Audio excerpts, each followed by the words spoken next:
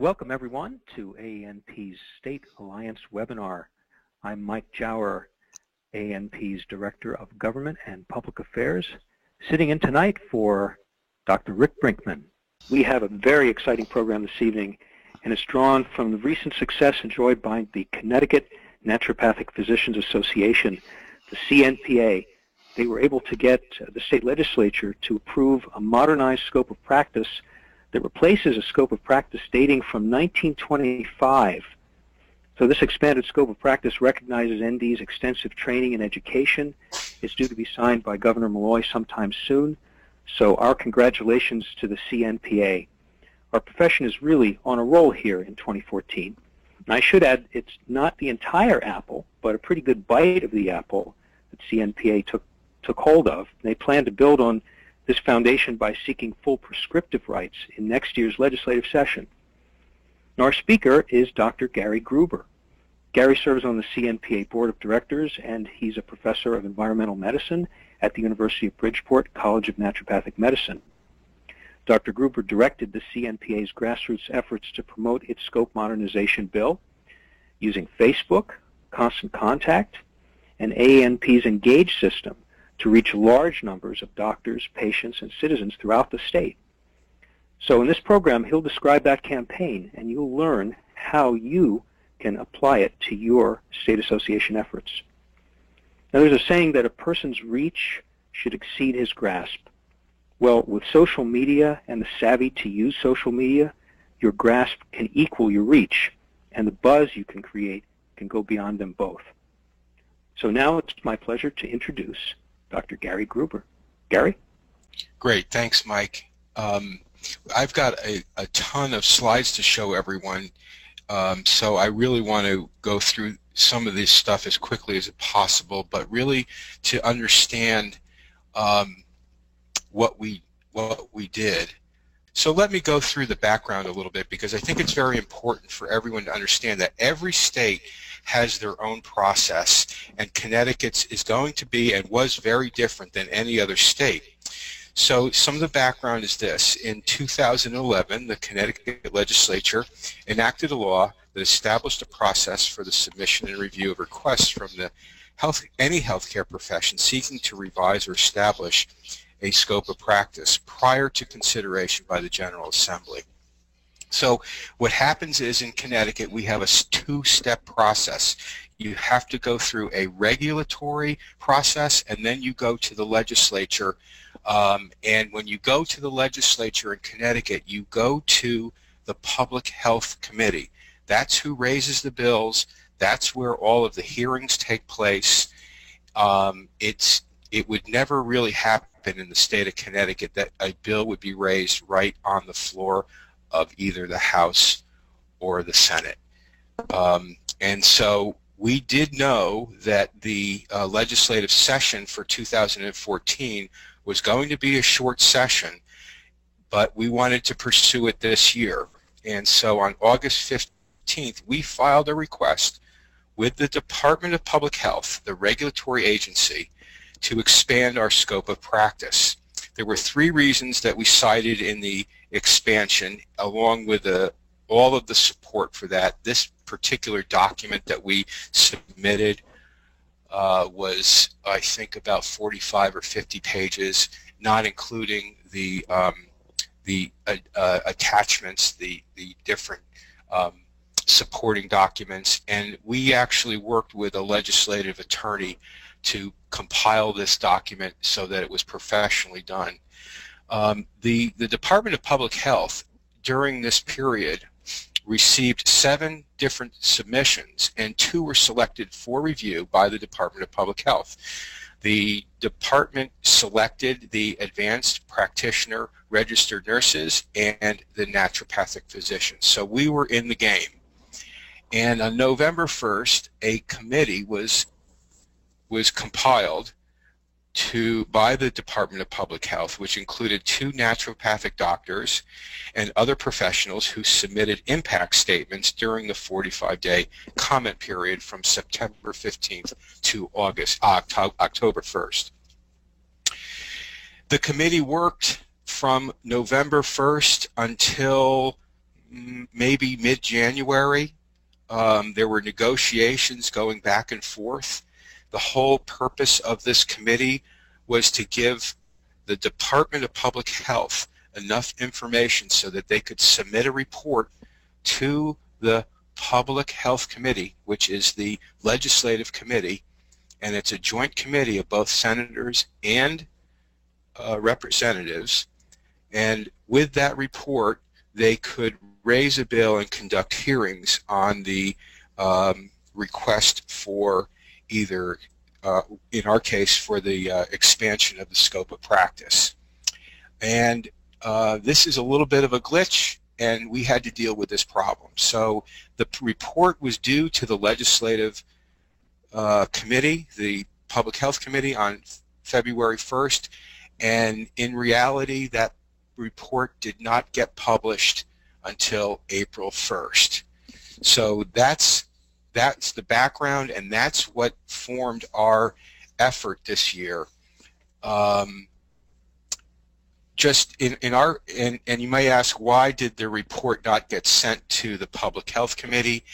And it's very hard to know what happens from a political point of view or a regulatory point of view, but my suspicion is that the governor was actually pushing to get the scope of practice changes done for the advanced practitioner registered nurses. He came out publicly with his support of that early in the game, and I believe that that was the focus for the expansion of the scope for the Public Health Committee during this legislative session. So our committee report was severely delayed. Nevertheless, we pursued it, and we used 5 different social media tools. We used a website, the Engage, which is the Engage software that's available to us, which is formerly known as CapWiz. We used an email software called Constant Contact. There's other ones, but that's the one that we use. We also use snail mail, just regular mail, letters in the mail with real stamps on the envelopes, and we also used Facebook. So here is a summary from the engagement from CapWiz showing the 8 different engagements that we conducted during the 2014 legislative session. And I'm basically going to focus this talk on what we did in 5 of those engagements. And those 5 engagements probably had the most impact, and those engagements predominantly took place in a 1-week period. So this is the web page for the Connecticut Physicians Association, and as you can see, when you go to the home page, there's a slider that has a picture of the state capitol, and when someone clicks on that picture, they go directly to the legislative page, which we have decided to have on the Engage website. We think that that's probably more efficient to have all of our legislative information there, and I'm going to show you that next. This is the first half of the welcome page, and you'll notice that right here it says please click here for detailed discussion of the Modernization Act. And this is one of the advantages of using Engage as your legislative page, because when folks read through this letter and they click there, it takes them right to the actual issue that you want them to focus on. This is the bottom half of that welcome letter that was written by our chairman of the legislative committee, Dr. Rick Leva, again with more links on this page, which go back now to our website where people can click here and actually go to a page where they can make contributions to our legislative fund. And also here is a link right here where they can click and go through Engage to write a letter to their legislator in support of the naturopathic scope of practice expansion. This link goes to another page within the Engage software, and so a lot of that had to be set up before this page could go live. So let's see. The next thing I want to show you is the issue page. This is the expanded scope of practice page that was linked to the welcome letter. And again, we're trying to be very consistent in our graphics. We have, again, a picture of the Capitol to give folks the feeling that they're in the same area, even though they're clicking onto different pages. And here is the expanded scope of practice that really goes through all the issues. And what I wanted to highlight about this particular page is that this is really the body of what we wanted to do. And it was written in a way so that anyone who wants to know about our expanded scope of practice could read this and understand it. It's written for doctors, patients, friends, family, and even legislators, so that you could actually send a link to a representative or a senator and ask them to become familiar with the issue just by going to this page. It's really a very nice way to educate everyone on exactly what you're trying to accomplish. So now we go to the third tool. We've gone through the website, the Engage page, and the third tool is the Constant Contact. Now the Constant Contact is our database of 300 subscribers, and it's made up of predominantly doctors, doctors from Connecticut, doctors from other states who have signed up to receive our newsletters, vendors, other supporters of the Connecticut Naturopathic Physicians Association. And I should point out that in our Constant Contact email to our subscribers, we always have a lot of links. In this particular Constant Contact email that we used on November 29th in 2013, prior to really doing any significant work in the legislative effort, we were already thinking about getting some of our subscribers to help support by sending donations, and also we wanted to get everyone thinking about signing up very quickly for their membership. So those are the kinds of links that we put into our Constant Contact emails, linking to our website and other forms.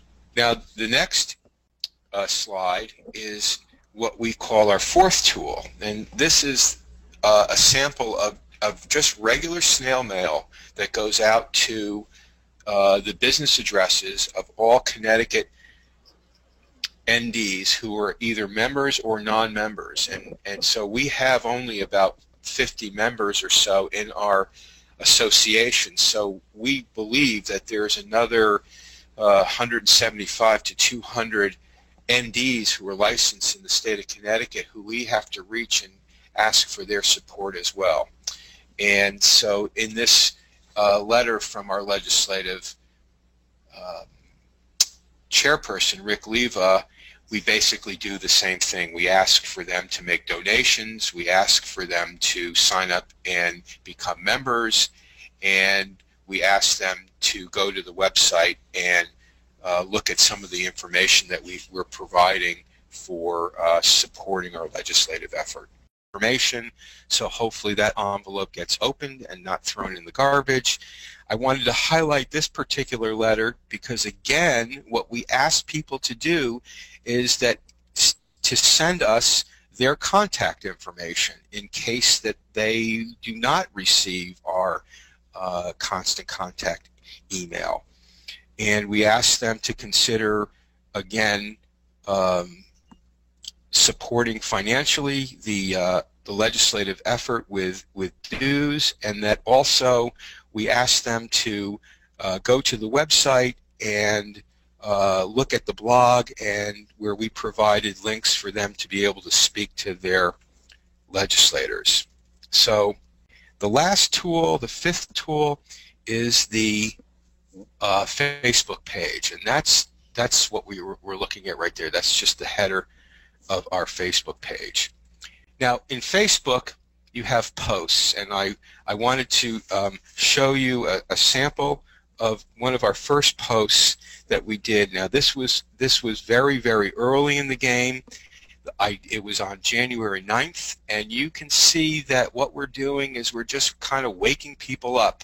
We're giving them a heads up that the legislative session is beginning, and you can click right here and get some more information about what's going on. So this link here would go again to our website. So we're linking between all of these different tools.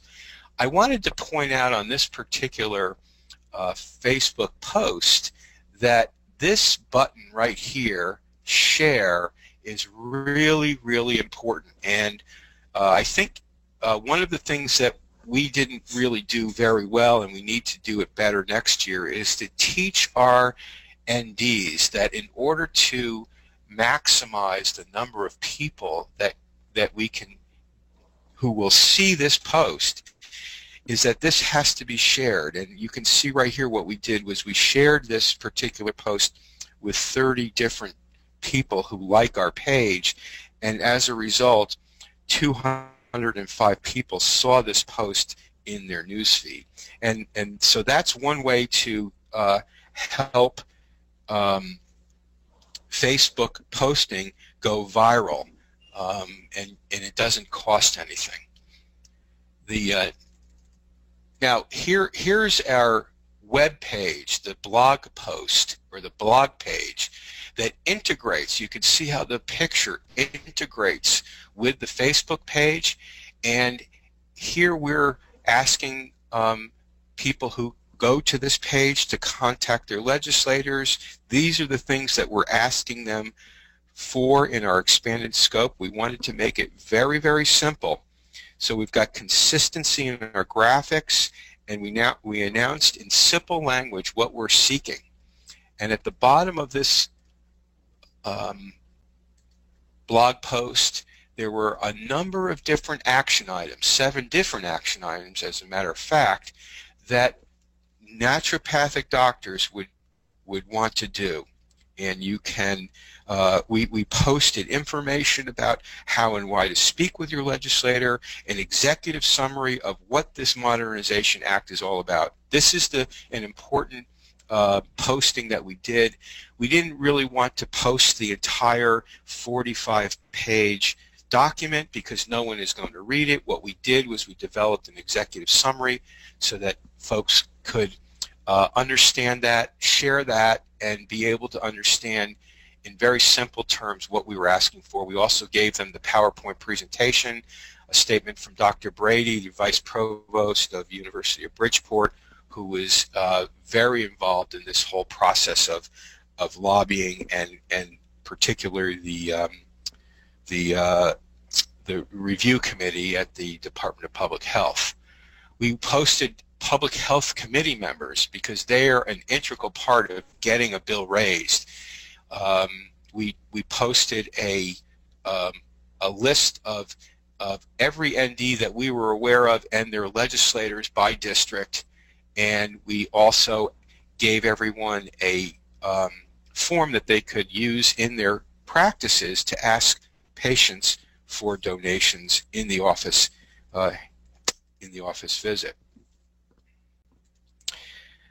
So the whole thing really kicked off by this constant contact sent to 300 subscribers on January 27th. This was our first legislative meeting with all of our members. It was our first and it was our last, because everything we did after this face-to-face meeting was all done through social media. We had 50 NDs participate in this meeting, which we thought was a huge and very successful turnout. And then on March 9th, 2014, we posted our very first engagement, which was to ask people to write a letter, and the letter was already written for them. All they had to do was enter their personal information, their address, and it automatically gives them the name of their rep, their senator, and the name of the lieutenant governor. We decided we wanted to send this to those 3 people.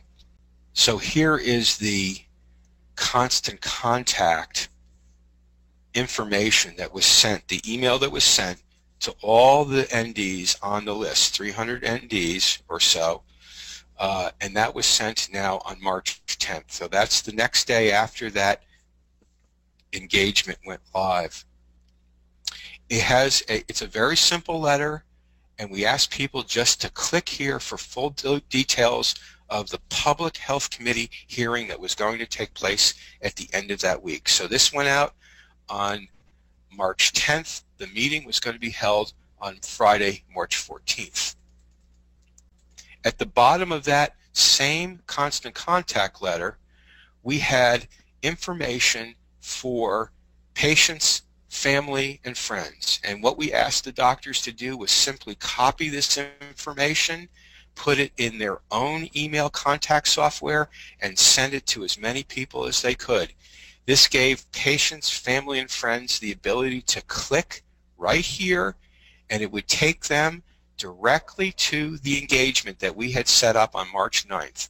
So this gives patients, family, and friends the opportunity to help support this effort by simply entering their own personal information and clicking right through on the engagement. It takes about 2 minutes at the most, and almost I could say anyone can do it. It was very, very simple to follow. Okay, so I want to show you what the result of sending this particular constant contact letter was. So we sent it to 347 people, and 177 people opened that letter. That's a 57.5% open rate. And of those people who opened, 75, or almost half, clicked through to the link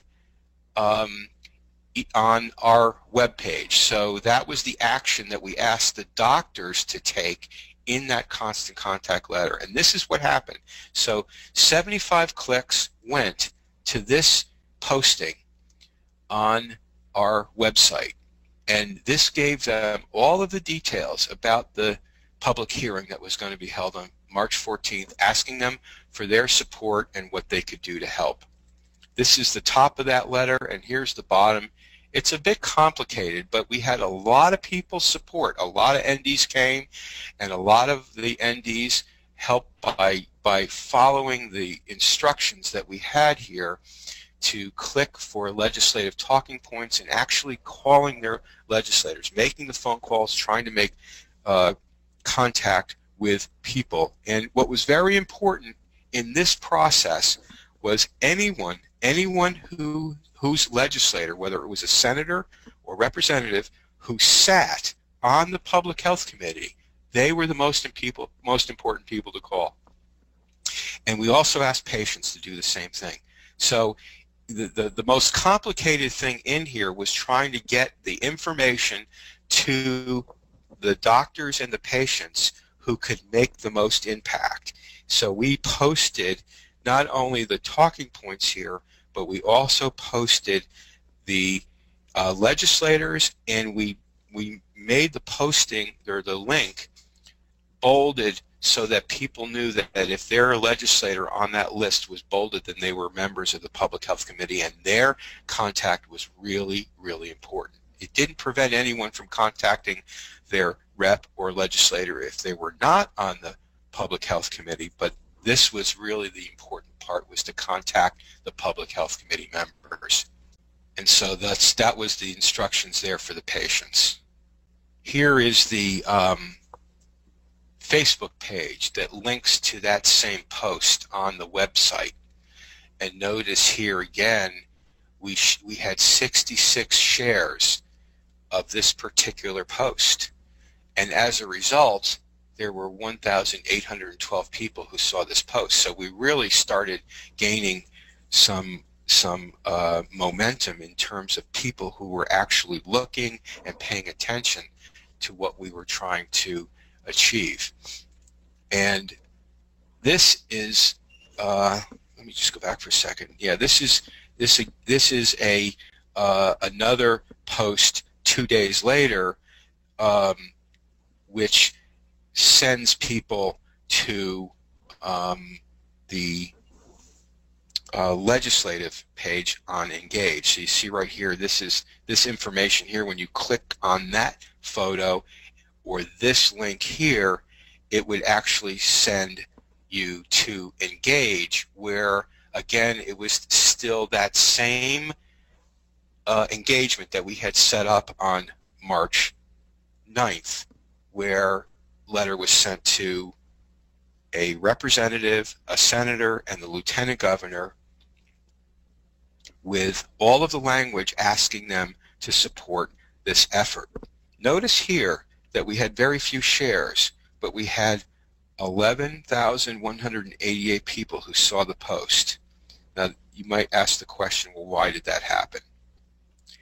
Well, you see, yeah, I highlighted it here. That's because I did something very interesting because I wanted to see what would happen. And I did something called boosting the post. So if you know a little bit about Facebook, it's not very hard to do. Facebook really walks you through the whole process.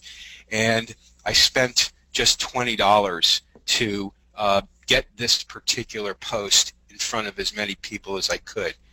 What it takes is a knowledge of the demographics of the folks who support naturopathic medicine because of the interests that they've established in their Facebook account. So if you open up your Facebook account and you say one of your interests is, for example, organic food, that they might be a demographic that you may want to approach, and so we would then have lots of people who not only like our Facebook page, but people who had interests similar to the demographics of people who may support naturopathic doctors' expansion, scope of practice expansion. And they give you a lot of information about the results of that particular boosting of the post. Here's the situation, same kind of a link, write a letter, same, it goes directly to, this happened to be done the same day, just later in the day. We did two things. We shared it with 11 folks, and we also boosted it. And that's why we had nearly 7,500 people see that particular post. Now, we got to the point where things were happening very, very rapidly with the Public Health Committee meeting that was going to be held on Friday. Remember that we did not have a bill raised, but what we had was enough interest from the Public Health Committee to just hear what we had to say. So there was no public hearing. It was just a hearing for us to come in front of the Public Health Committee and tell them what we had filed and why we think we should have an expanded scope of practice. So I had to set up an engagement, and this was an engagement that was very, very specific. It was our second CapWiz engagement of the week, very specific. The letter went only to the email address for the Public Health Committee. None of the members, just the Public Health Committee. We sent out this email to our constant contact database, and this asked them to click here. It took them directly to the engagement page where the letter went directly to the Public Health Committee. Well, we had such a good result to this particular email that we sent out 200 letters in less than 24 hours directly to the Public Health Committee. And we actually got a call to our lobbyist asking us to turn off the letter writing because they could not handle the traffic. We made a lot of noise that day, and you may may think that, and some of the lobbyists were a little upset with what we did because you know, the aides and the Public Health Committee chair people were a little upset that their inbox was filled with 200 letters, but we did really get a lot of attention that day. This was the result of the constant contact that we sent. Again, 346 were sent, 42.5% were open, and we had a 55, so or 42.6% click-through rate on that particular email that was sent out. We also posted that on Facebook. That was, I remember, it was posted late in the day, and by the time it was posted, we already had most of what we needed to accomplish. We had many, many letters already sent, so I did not boost that one. Now, we went through the public hearing, and it was very, very interesting to go through the hearing. We had a very, very big showing of naturopathic doctors that day. We easily had 75 doctors show up for this public hearing. We had a schedule of speakers already lined up. It was not open to anyone who wanted to speak. We knew who we wanted to have speak, and that was the agenda that we had. Each person spoke, and the Public Health Committee members then asked questions.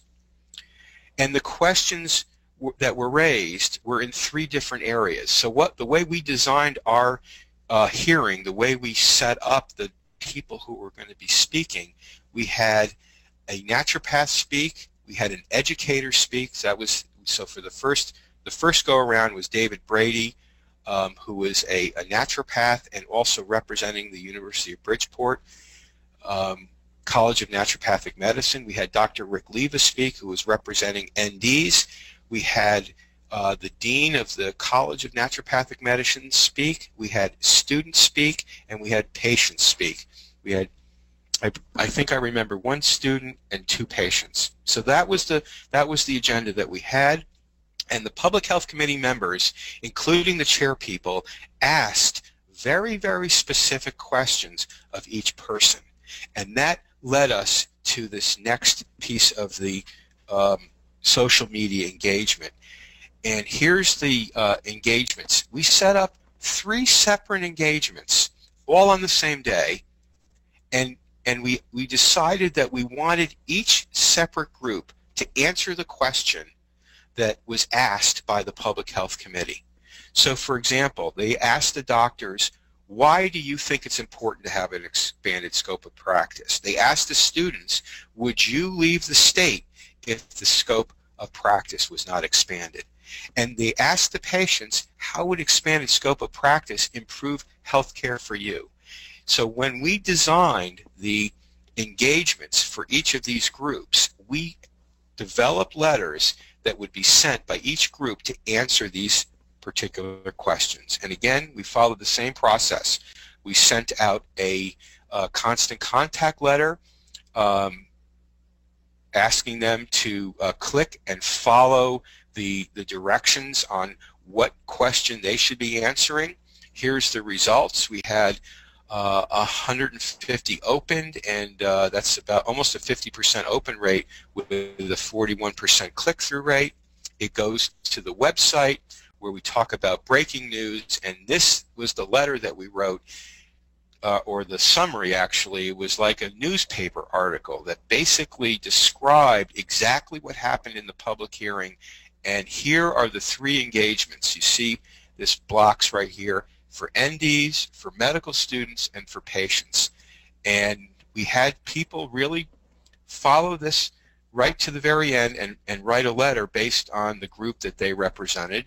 And those letters went to the, I think they didn't go to the Public Health Committee. I believe they went to the legislators. Again, so they went to their representative, their senator, and the lieutenant governor. We boosted this particular post, which again, see how the graphic is similar to the web page. We had some shares, but again, we had over 9,300 people see that post in their news feed. and then we reposted that to Facebook, but in a little bit of a different way. This link right here goes back to the same link that we showed in the Constant Contact newsletter. So that's just another way that you can post the Constant Contact newsletter. So by clicking on this photo or this link, the person would go to the Constant Contact letter, a copy of it, and then read that, and then clicking on that link, it would take them to our website where the breaking news was posted. And we continued through the process, the legislative session. So all these slides that I showed you was through March 17th. We had many other engagements. We had 3 more engagements that got deeper and deeper to the people that we wanted to support our legislative effort.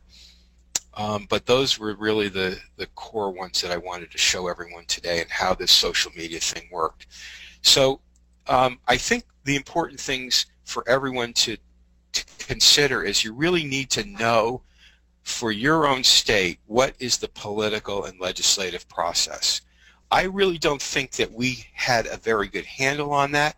When we go forward next year, our targeting of the Public Health Committee members will be handled well before we even get to the legislative session. We will be able to really target NDs who have connections to Public Health Committee members, because as we now understand, that's really where everything takes place for Connecticut, and it may be very different for how they do it in any other state. I suggest that next year we're going to use a collaboration tool for the Legislative Committee and the Communications Committee. We're doing so many different things, yet we're trying to coordinate this whole thing. So we're probably going to use some kind of collaboration tool like Dropbox, or even set up a Google Business app account. And I learned today that there are some apps that you can connect to a Google Business app account, so you can actually run a webinar on Google Apps called Hangouts. Hangouts on Air allows you to actually broadcast a webinar or a presentation real time, that then can get uploaded to a YouTube account and can be seen by anyone who has access to that YouTube video. So that could be something more that we would do next year. I think that one of the things that would help in Facebook is to really get familiar with the demographics of your state, and with respect to people who are interested in naturopathic medicine. That way you can be very effective in boosting your posts on Facebook, because it can get expensive if you don't select the right demographics. We use WordPress for our website. WordPress is a foundational format that's very, very easy to use. You basically are cutting and pasting and setting up hyperlinks. Very, very easy to use. It's not hard to make changes, and again, it's not hard to make changes in real time to engage either. Many times we were going so fast, and we had typos and errors, and we just fixed them in really quickly. Just, you log in 1 minute, you just make the change, and then it's live again with the changes that are made. Not a problem to work with that easily. And I also really highly recommend that you're consistent in all your graphics, because people, without that can get lost in all of these links that you're leading them through. But I think if you go from one link to the next where the pictures are the same, the statements are virtually the same, then people won't get lost. So that's about all I have out of my slides right now, and I'd like to open it up to any questions people may have. Your profile on Facebook and Constant Contact, were you aiming at different audiences when you used each of those tools? How would you say they work together, or what was your rationale in using, one, the other, or all three together? For us, I would say that Facebook was a way to capture patients, family, and friends. We really want our doctors to encourage folks to go to the CMPA Facebook page and like it. So many of the people who like our page on Facebook are not doctors. They're patients, their family, their friends. And that there's a link from our website to that Facebook page, so they stay connected that way. So anytime any kind of information with respect to our association gets posted to that page, then it goes through everyone's news feed who likes that page. That gives them an opportunity to share it, to comment on it, to like it. So that's really more of a viral kind of thing, getting folks who are not the professionals involved, and we need those people to be involved. The Engage system, for me, took about 3 to 4 hours one Sunday just sitting down and going through it.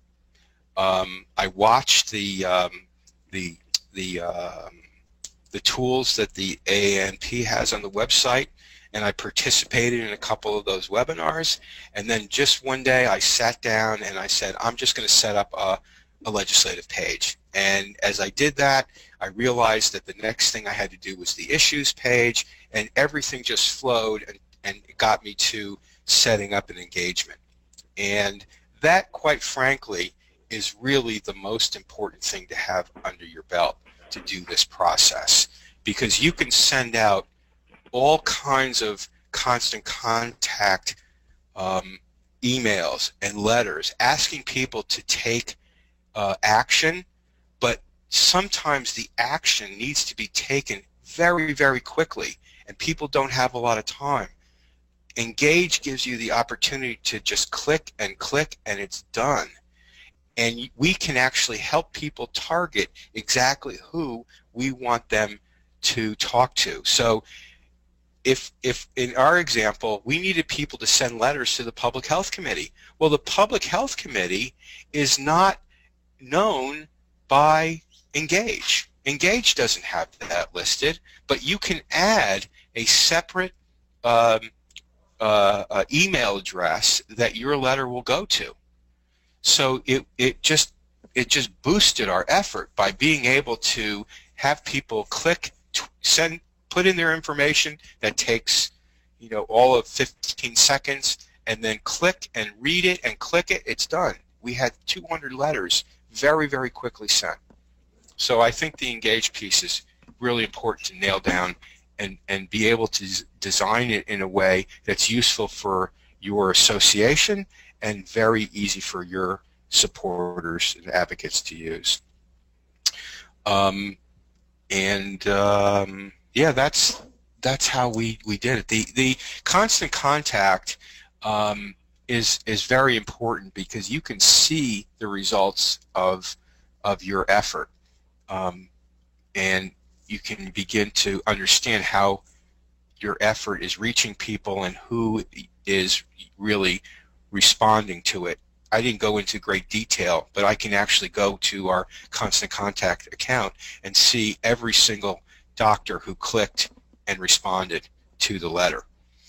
So that could be very helpful when you want to, say for us, if we want to next year get a list of people who were very active in supporting us this year and actually call them and get them more involved in the whole process.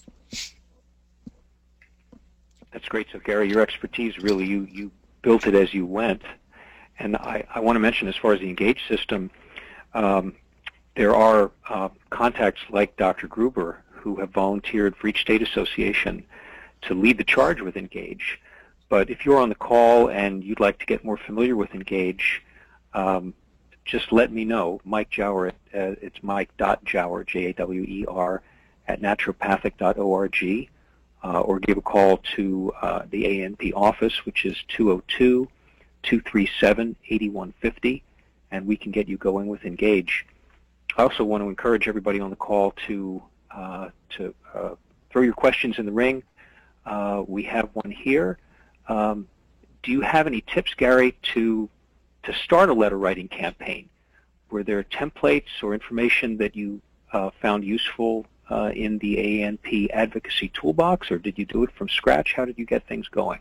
No, everything that we did was from scratch because it was just so particular to what we needed to have done at our state level. We did not know ahead of time who we were going to be talking to and specifically what we were going to be saying. So what we had to do was we had to make the message very simple. So remember, this is going to legislative aides. So when you send something to your rep or your state senator, it's going to be screened by an aide. And so when you learn how to use Engage, you'll see how simple it is to just give people talking points and then actually just put it in there for them. We also at one point had put in half a dozen different talking points just said in a different way, and the way you can do that is by randomly changing the subject line in the letter, so that what happens is the legislative aide is getting a lot of letters, but to him or her it doesn't look like they're getting the same letter because the subject line is just changed ever so slightly, and it's done randomly. So that's a very good little tip to know, is that you don't want to bury the people with the same letter every single time. You have to make some variations, and Engage really helps you to do that. The other thing I can point out is that there were times when I was really stuck and didn't know how to proceed with Engage, and the people who, they have like a support team for us, and they were absolutely fantastic. They were on the phone immediately with me. They walked me through exactly what I needed to do. They set me on the path, and it was simple to do. So the people who run the support team for us are really very knowledgeable and very helpful to get this done for us. Very glad to hear that, because Engage is a system that ANP uses. We have an Engage homepage for our advocacy efforts, and there is a fee that ANP pays to allow state associations to create their own state pages and their own advocacy efforts. So really good to know that Engage stands behind their product, and we would expect nothing less. So let me follow up with a related question. As far as the messages that you sent out at different stages, Gary, during this campaign, did your lobbyists collaborate on those messages? We've had webinars before where we talk about the relationship between the legislative committee, NDs working that, and the lobbyists that they retain. How closely did you guys collaborate on the actual text of the messages, or was it more sort of, this is the theme we need to strike, this is kind of the message in general that needs to go out, and you worked out the specific language? Okay, so we did kind of both. Our lobbyists would send out like a general letter, and I just did not like the tone of it. So I would just work in collaboration with Rick Leva, who's the chairman of the legislative committee, and we would just go back and forth with revisions until we finally got what we wanted, the tone of it, the language, until we finally got it. I don't think in our case the lobbyists were really on board with giving us the language that we needed to use to get in touch with our advocates.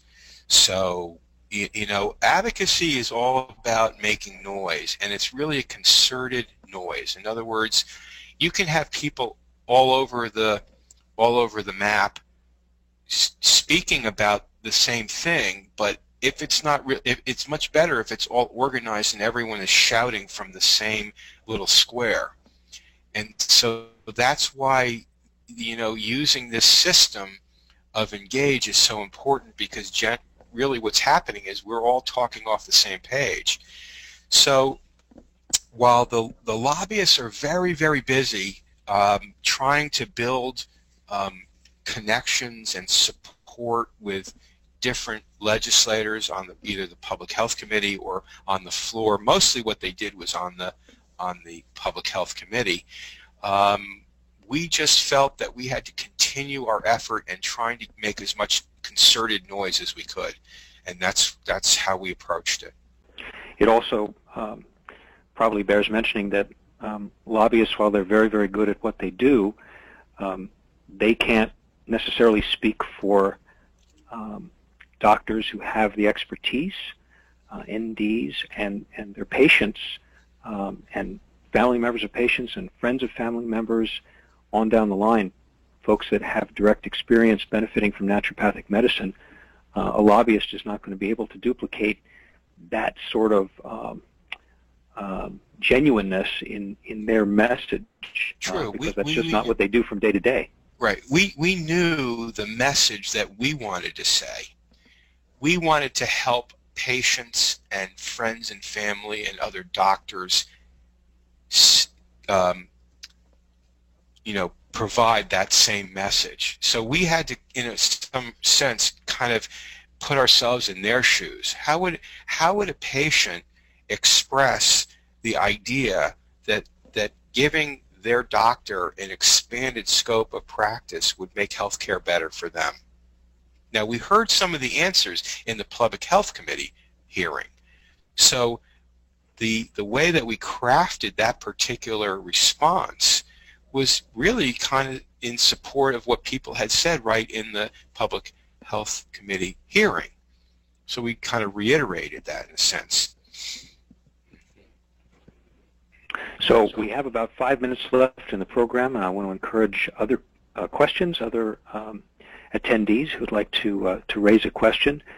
Simply type that into your the box on the screen, and we will present it to Dr. Gruber.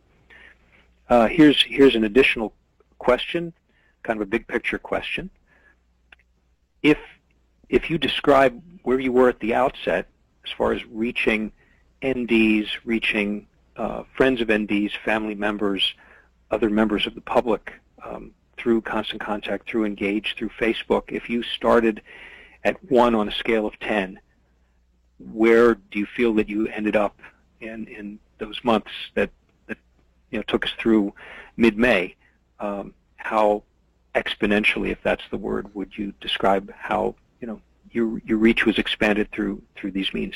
Well, I think by the time we were finished that there was a lot of weariness in the emails. You get to the point where I think people just don't want to see any more emails about the subject. But you have to really engage them in your effort by making it very interesting and that they really want to open up the email and take action. And keep saying how easy it is and make it sound like they are really an integral part, which they are, of getting this legislation passed. So, we started with a legislative meeting of about 50 people, but we probably got to well over 5,000 letters were sent during this entire process. So we went from 50 doctors at the legislative meeting to over 800 advocates who were engaged with us. That's separate advocates. I think it was 850 or 846, something like that. So that's the outcome of what we did. So if my math is keeping up, Gary, you increased 100-fold. Yeah. The power of your advocacy message from the get-go. Yeah, and that's just the result of people going through Engage. It's hard to measure the effect that you have on people when they read the email but they didn't take action, but maybe next time they'll take action, or they saw this Facebook post and they didn't do anything this time, but they're kind of getting in the loop. You know, you're building a more advocacy as well by, you know, keeping them engaged in Facebook. That's why I like Facebook, because you might not get an action from them, but their interest is very much engaged. You have their interest, particularly if you use nice photos. Photos are very key to Facebook. People see the photos and they're gonna read it, and you have to make it simple. But again, you're constantly building interest as well as actual actions that are taken. And it was great. They say, you know, a photo conveys 1,000 words, and that photo of the state capitol, that clearly expresses exactly what's going on. Exactly. To plug people in. So it's really relationship building. It's just doing it by sort of new methods for folks that aren't really conversant, but they can get conversant pretty quick. And it's very much an art how you phrase things, and it's just building relationships just a little differently than maybe people are used to. Yeah. And we make it very simple for people to take action, simple for them to click through and read something.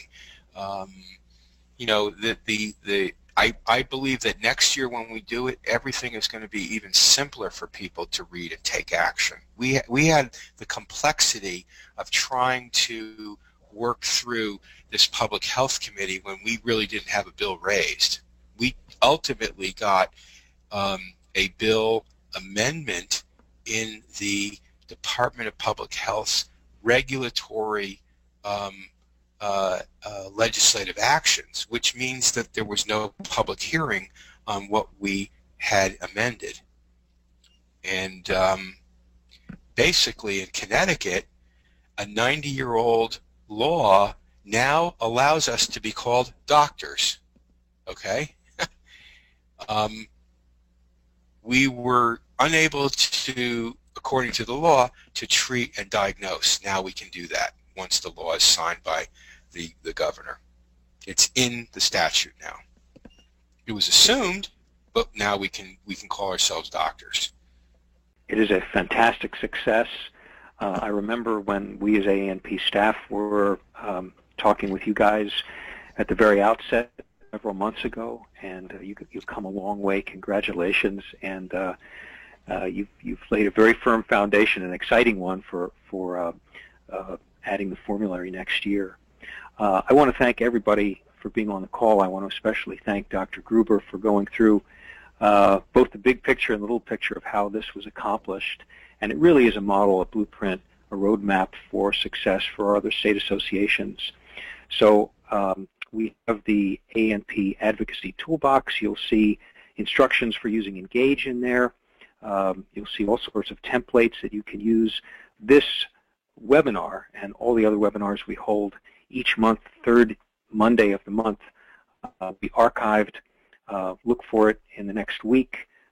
Share it, like it with your colleagues, and join our next AANP State Alliance webinar, which will be, it looks like June 16th, and we look forward to your participation. Once again, thank you to Dr. Gruber, and thank you for everybody to be on the call. Thanks for having me. For AANP, for Dr. Rick Brinkman, for the Government Affairs Shop of AANP, we wish you a good evening. Take care.